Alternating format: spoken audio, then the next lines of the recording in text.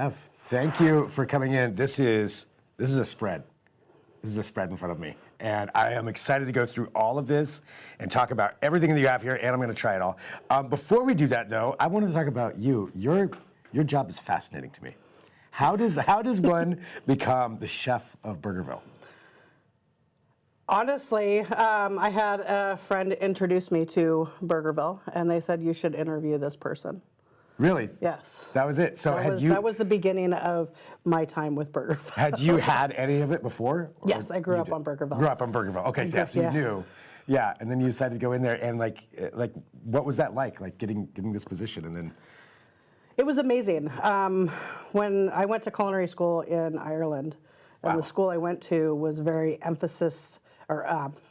food forward and local food forward. Mm-hmm. So all the food we got came from either the farm, the surrounding farms, or within like 15 to 20 miles of the school itself. So just hyper local. Yeah. Very hyper local. And so that has been something that I have always wanted to incorporate into my daily life. Yeah. And coming to Burgerville and working with local farmers, local ranchers, and local producers was, to say the least, a highlight. Yeah. Right? It was almost like coming home and coming back to what I was kind of brought up to in the service industry. Yeah, so having those local things, I would imagine, working locally like that too, that you develop connections and, you know these people, I would think, the people that you're working with.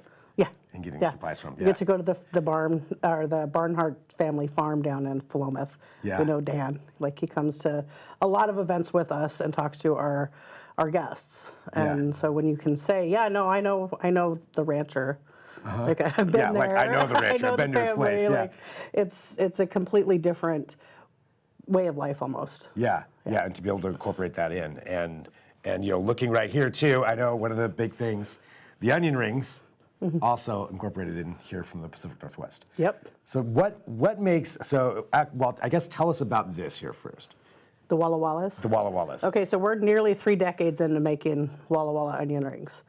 And so Walla Wallas are a really sweet onion. Okay. And a lot of people don't know that you can only call it a Walla Walla if it's from Walla Walla, Washington. So it's like champagne from, okay. 100%. All right. So we've been working with the same family farm, the Licati family farm, and they grow us this heritage breed of Walla Walla onions.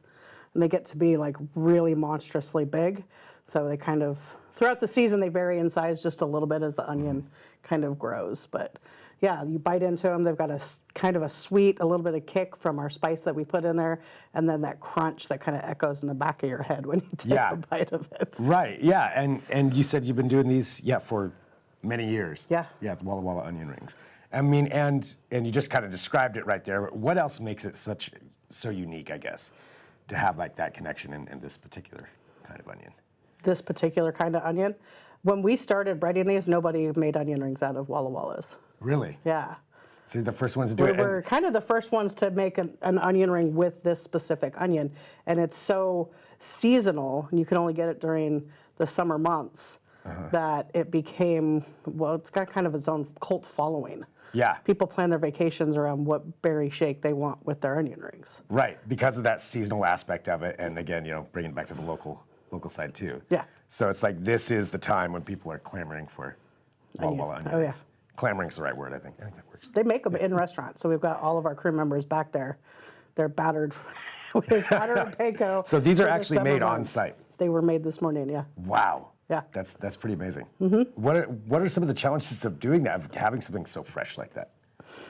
It's just like you have to get it the there. Challenge, the challenges really are training people every year and, giving them giving them the ability to have the same passion that we do for not just the food, but where it comes from.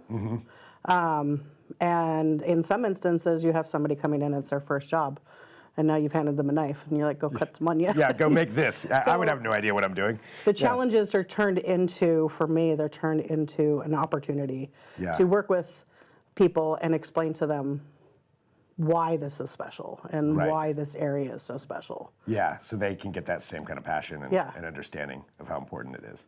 Exactly. To make that. Yeah, so you're leading a lot of people with all these restaurants and coming up with how this all works. I mean, that's got to be pretty fun, right? I think it's fun. Do you have a test kitchen where you test stuff out? I have 41 of them. Wow. That's good. Yep. Okay, that's a whole other story that we'll do another time. But I'm seeing all this in front of me. Do you want to walk through and tell me what all we have here, or when do I get to eat it? That's my next question. So let me tell you what we have, and then you can eat as much of this as you like. Yes, all of it. So Walla Walla onion rings, right? We have our dipping sauces. We got ranch, our newest sweet onion spread. We've got, of course, the original spread and the chipotle mayo. Those are some of our classics that people really, really love with this onion ring. We have our Walla Walla burger. So this year we have the mustard barbecue Walla Walla burger. Okay. So it's got, you know, griddled Walla Walla onions with a little bit of like a kind of a mustard barbecue sauce. It's got a little more mustard, pickles, a pile of lettuce to give it that nice satisfying crunch when you bite through the burger. Yeah. We have our raspberry lemonade, one of my favorites. Raspberries are one of my favorite berries. We have a raspberry milkshake, Marionberry milkshake, and these are all from the Leopolds in Boring, Oregon. They grow our raspberries and our Marionberries for us each year. All from that farm. This is what's in all of the different restaurants. Yep. Man, that's so cool. So you got Boring, Oregon. You got Walla Walla right there. You got Philomath with, I'm assuming, with the country natural beef, yeah. And Franz with our bun. And Franz with the bun. So all bringing it local here to make these. Okay, what is the right way to attack an onion ring? You just gotta pick it up, dip it in your favorite sauce or not, and take a big old bite of it. So just take this. So again, hand breaded this morning. Yep. So breaded in one of the. I'm gonna try. I don't even know what I'm looking at. I'm gonna sweet onion. Sweet onion. Let's do sweet onion on sweet onion. Yeah. Okay. That has got the crunch. It's got the crunch to it. Yeah, there is something satisfying about having that. There it really is. It is delicious too, and I'm sorry for everybody at home who's seeing this. This is why you can go try these though. Everything local. I know I keep going back to that, but I just think that's really cool. I think it is too. We get to celebrate local businesses, and our crew really find it a lot of fun. I try to get them to play what vendor is local to your restaurant. So each restaurant could have somebody different. Yeah. Wow. Yeah. So you go to the convention center, and Franz is a mile away. Jacobson Sea Salt, mile away. Ground Up, a mile away from Hawthorne. All right there. Yeah, so it's a lot of fun for them to kind of find what the local vendor is that we use either year-round or seasonally, and then they're like, well, they're right there. They're right down the road from us. Very cool. How important do you think that is for restaurants and for people to work like that within the community and have those local connections? I was raised with a community mindset. My parents we all took care of each other within our neighborhood that we lived in. So when you build each other up in the community, I think it just makes us stronger. Yeah. So if we can keep our spend within the community, it builds our community up. Yeah, it helps everybody out. Yep. And it's delicious. So that part works out too. Awesome. I don't know if everybody wants to see me bite into these, but I'm going to go ahead and bite into one. So I'm just going to go ahead and do it. This is, see, that's me messing this up. By the way, they were meticulous on setting this up, and I just ruined that right now myself. So that's on me. Sometimes the food's got to be a little messy. You know what? It's okay. It is a little messy. All right. Delicious also, and just amazing that you have all this stuff. So for people out there, these are available at all the stores. This is something everybody can go try. And how long are Walla Walla onion rings available? So they're seasonal, so it really depends on the seasonality, but we're probably going to see them until the middle of August. Okay. So you have your opportunity to plan your vacations, as you mentioned. If you're coming from out of town, to come try all of this. I will tell you off camera, I'm going to eat every single one of these. No, I won't do that, but amazing. Anything else that you think is important for people to know?